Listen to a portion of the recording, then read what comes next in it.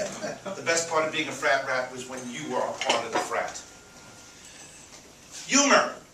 It is a skill unto itself. And part of humor is irony. It's surprise. It's coming from a different place, a different point of view.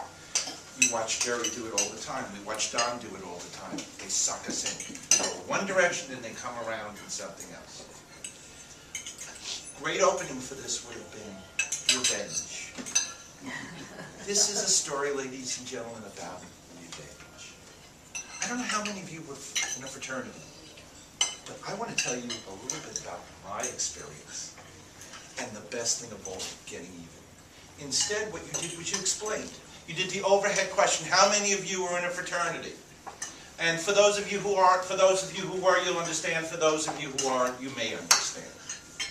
The idea is to bring everybody in. You started to meander when you explained about the drainage ditch, what a drainage ditch was. Stay on task. Stay, if you're going to be linear, stay linear. But you can use descriptions within those linear. We were sitting around, and we were so upset with the hazing that was going on. And all good pledges try to figure out some way to get even. And I remember, there's a drainage that's outside my house, and when it's dry, it's loaded with frogs. And it hit me. It hit me, it hit me, it hit me. So I grabbed all my brothers together, and we hopped to a plan that was going to drive the brothers crazy. Now you got people getting together. We sat back, they couldn't figure out, and the punchline to it is, we sat back and laughed as they discussed what the frogs were, where they were, and had no idea from where they came.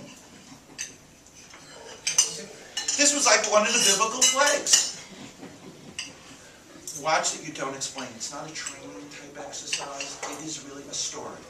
Tell the story, build the suspense, come from the side. If you watch, all great comedians do that. Half the time. Don, we know he's telling us a joke, don't we? We never know where it's coming from. And no, I will not lend Van Gogh an ear. These are the type of things that make things funny. So don't worry about explaining. Don't worry about getting into a PowerPoint type of presentation. Just tell a story like you would tell it among your friends. That's how humor works. You're so much better than when you first started. Your ideas are flushed out. You're using better descriptive words. Your body language is getting better. But you slow down your movements.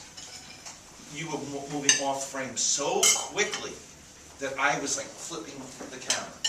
So as Debbie said, move with purpose. It doesn't necessarily mean moving completely across or stopping, but move slowly so your audience can follow you and stay with you.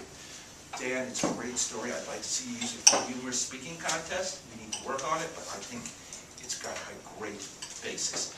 Mr. General